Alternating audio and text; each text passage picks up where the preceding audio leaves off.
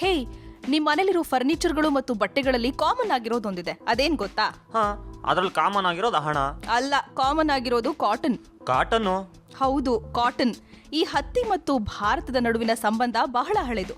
ನಿಂಗೊತ್ತಾ, ಋಗ್ವೇದದಲ್ಲೂ ಹತ್ತಿ ಬಗ್ಗೆ ಬರೆದಿದ್ದಾರೆ. ಅಷ್ಟೇ ಅಲ್ಲ, ಲಂಕೆಯನ್ನ ಸುಟ್ನಲ್ಲ ಹನುಮಂತ, ಅವನ ಬಾಲದಲ್ಲಿದ್ದದ್ದು ಸಾಕಷ್ಟು ಹತ್ತಿನೇ. ಹೌದಾ? ಹಾ, ಕ್ರಿಸ್ತಪೂರ್ವ 2600ರಲ್ಲೇ ಸಿಂಧೂ ನದಿ ನಾಗರಿಕತೆಯಲ್ಲೇ ಹತ್ತಿಯನ್ನ ಬಳಸಲಾಗ್ತಿತ್ತು. ಅಷ್ಟೇ ಅಲ್ಲ, ಈ ಹತ್ತಿ ಎಷ್ಟು ಪ್ರಾಮುಖ್ಯತೆಯನ್ನ ಪಡೆದಿತ್ತು ಅಂದ್ರೆ ಅದನ್ನ ಬೆಳ್ಳಿ ಪಾತ್ರೆಗಳಲ್ಲಿ ಶೇಖರಣೆ ಮಾಡಲಾಗ್ತಿತ್ತು. ಹಾಗಾದ್ರೆ ಅಲ್ಲಿದ್ದದ್ದು ಕೆಲವೇ ಸಾವಿರ ಜನ ಮಾತ್ರ ಅನ್ಸುತ್ತೆ ಅಲ್ವಾ? ನಿಂತಲೆ ಅದನ್ನ ತಿಳ್ಕೊಳ್ಳೋಕೆ ನಾವು ಹಿಸ್ಟ್ರಿಯನ್ನ ತಿರುವಿ ಹಾಕೋಣ.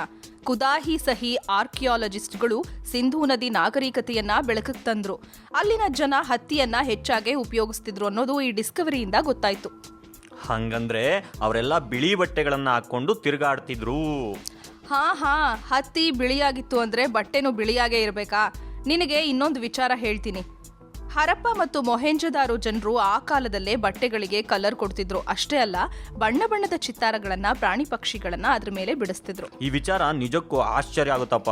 ನನಗೆ ಗೊತ್ತಿದ್ದದ್ದು ಈ ಜನ ರೋಡ್ ಮಾಡೋದ್ರಲ್ಲಿ, ಡ್ರೈನೇಜ್ ಸಿಸ್ಟಮ್ ಮಾಡೋದ್ರಲ್ಲಿ ಎಕ್ಸ್ಪರ್ಟ್ ಆಗಿದ್ರು ಅಂತ. ಆದ್ರೆ ಇವರು ನಿಜಕ್ಕೂ ಅದ್ಭುತ ವ್ಯಕ್ತಿಗಳು. ಹೌದು, ಅವರು ಹತ್ತಿ ಗಿಡವನ್ನ ಕಂಡಿಡ್ದಿದ್ದಾದ್ರೂ ಹೇಗೆ? ನಿನ್ ಪ್ರಶ್ನೆಗೆ ಉತ್ತರ ಸಿಕ್ಕಿಲ್ಲ. ಆದ್ರೆ ಕ್ರಿಸ್ತಪೂರ್ವ 400ರಲ್ಲಿ ಗ್ರೀಕ್ ಹಿಸ್ಟೋರಿಯನ್ ಹೆರೋಡಿಸಸ್ ಈ ಬಗ್ಗೆ ಬರೆದಿದ್ದಾನೆ. ಅವನಿಗೆ ಭಾರತದಲ್ಲಿನ ಗಿಡವೊಂದರಲ್ಲಿ ಕುರಿ ಮೇಲಿನ ತುಪ್ಪಟ ಇರುತ್ತಲ್ಲ, ಅಂಥ ವಸ್ತು ಕಾಣಿಸ್ತಂತೆ. ಅದನ್ನ ನೋಡಿದ್ರೆ ಉಣ್ಣೆಗಿಂತ ಆ ವಸ್ತು ಸಾಕಷ್ಟು ಚೆನ್ನಾಗಿತ್ತಂತೆ. ಇದನ್ನ ಅವನು ತನ್ನ ಪುಸ್ತಕದಲ್ಲಿ ಬರೆದಿದ್ದಾನೆ. ಹಾಗಾದ್ರೆ ಅವ್ರ ಹತ್ರ ಉಲ್ಲನ್ ಬಟ್ಟೆ ಜೊತೆಗೆ ಕಾಟನ್ ಕ್ಲಾತ್ಸ್ ಕೂಡ ಇದ್ವು ಅನ್ಸುತ್ತೆ ಅಲ್ವಾ? ಇರಬಹುದು. ಒಂದು ಮೂಲದ ಪ್ರಕಾರ ಅಲೆಕ್ಸಾಂಡರ್ ಭಾರತಕ್ಕೆ ಬಂದಿದ್ದೆ ಹತ್ತಿ ತಗೊಂಡು ಹೋಗೋದಕ್ಕೆ ಅಂತ. ಹಾ. ಅಲೆಕ್ಸಾಂಡರ್ ಯಾರು? ನಮ್ಮ ಪೋರಸ್ನ ಸೋಲ್ಸದ್ನಲ್ಲ ಅವನಾ? ಹಾ ಸರ್, ಅದೇ ಅಲೆಕ್ಸಾಂಡರ್. ಅವತ್ತು ಅವನು ಫೋರಸ್ ಬಟ್ಟೆ ನೋಡಿ ಸುಸ್ತಾಗ್ಲಿಲ್ವಂತೆ.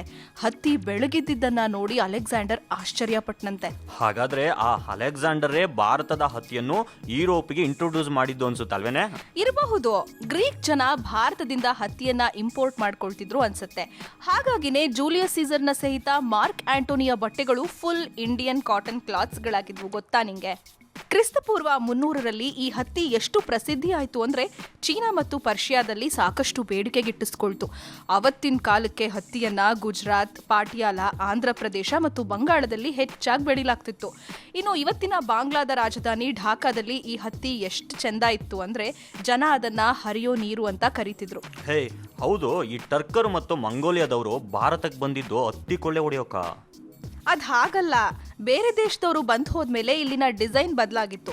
ಮೊದಲು ಹಿಂದೂ ಸಂಸ್ಕೃತಿಯಲ್ಲಿ ಏನಿತ್ತೋ ಅದನ್ನ ಮಾತ್ರ ಬಟ್ಟೆಗಳ ಮೇಲೆ ಬರೀಲಾಗ್ತಿತ್ತು.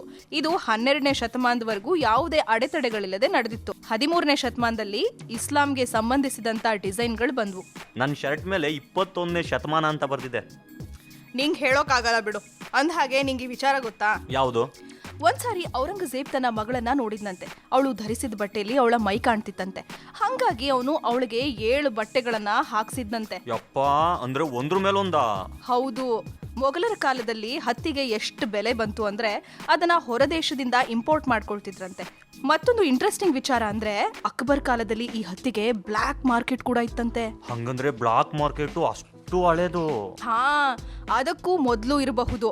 13ನೇ ಶತಮಾನದಲ್ಲಿ ಮಾರ್ಕೋಪೋಲೋ ಸಮುದ್ರಯಾನದ ಮುಖಾಂತರ ಚೆನ್ನೈ ತಲುಪ್ತ. ಅವತ್ತು ಅವನು ಅಲ್ಲಿನ ಹತ್ತಿಯ ಕ್ವಾಲಿಟಿಯನ್ನ ನೋಡಿ ಸುಸ್ತಾಗ್ಬಿಟ್ನಂತೆ. ಓಹೋ, ಹಾಗಾಗಿನೇ ಇರಬೇಕು ಬ್ರಿಟಿಷರು, ಪೋರ್ಚುಗೀಸರು, ಡಚ್ಚರು ಟ್ರಾವೆಲ್ ಲಿಸ್ಟ್ ನಲ್ಲಿ ಇಂಡಿಯಾ ಮೊದಲನೇ ಸ್ಥಾನಕ್ಕೆ ಬಂದಿದ್ದು. ಹಾ, ಅವ್ರಿಗೆ ಭಾರತಕ್ಕೆ ಬರೋದಕ್ಕೆ ಸಮುದ್ರ ಮಾರ್ಗ ಬೇರೆ ಸಿಕ್ತಲ್ಲ.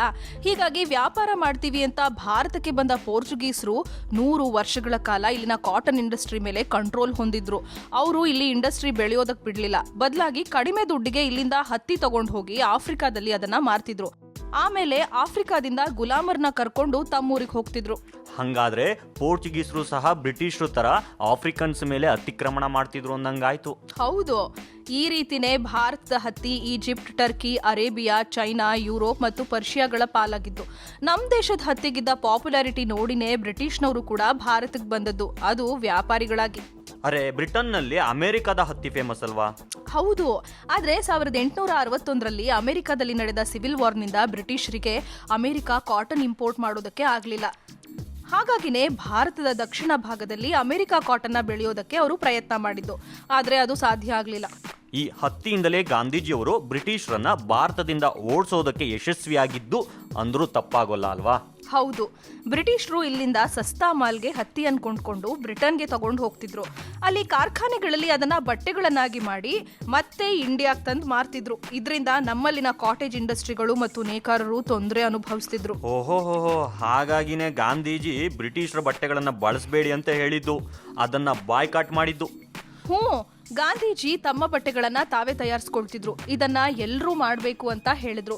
ಹೀಗಾಗಿನೇ ಇವತ್ತು 60 ಮಿಲಿಯನ್ ಟನ್ ಕಾಟನ್ ಇಂಡಸ್ಟ್ರಿಯಿಂದ ಬದುಕು ಕಟ್ಕೊಂಡಿದ್ದಾರೆ. ನಿಂಗೆ ಗೊತ್ತಾ, ಇವತ್ತು ಗಾರ್ಮೆಂಟ್ಸ್ ಇಂಡಸ್ಟ್ರಿಯಿಂದ ಭಾರತಕ್ಕೆ ಇರೋ ಆದಾಯ ಬರೋಬ್ಬರಿ 70,000 ಕೋಟಿ. ಭಾರತದಲ್ಲಿ ಕಾಟನ್ ಹೆಚ್ಚಾಗಿ ಎಕ್ಸ್ಪೋರ್ಟ್ ಆಗೋದು ಮುಂಬೈನಿಂದಲೇ. ನಿನಗೆ ಇಲ್ಲೊಂದು ವಿಚಾರ ಹೇಳ್ತೀನಿ ಕೇಳು. 1845ರಲ್ಲಿ 7 ಐಲ್ಯಾಂಡ್ಗಳನ್ನು ಸೇರಿಸಿ ಮುಂಬೈ ಸಿಟಿಯನ್ನಾಗಿ ಮಾಡಲಾಗಿತ್ತು. ಇವತ್ತು ಮೆಗಾ ಸಿಟಿ ಅನಿಸಿಕೊಳ್ತಿರೋ ಮುಂಬೈಗೆ ಈ ಹೆಸರು ಬರೋದ್ರಲ್ಲಿ ಕಾಟನ್ ಪಾತ್ರ ಕೂಡ ಹೆಚ್ಚಾಗಿದೆ. ಮಹೇಂಜದಾರೋದಿಂದ ಮುಂಬೈವರೆಗಿನ ಹಿಸ್ಟ್ರಿ ಒಂದು ಹತ್ತಿಯಲ್ಲಿರೋದು ಆಶ್ಚರ್ಯ ಅಲ್ವಾ?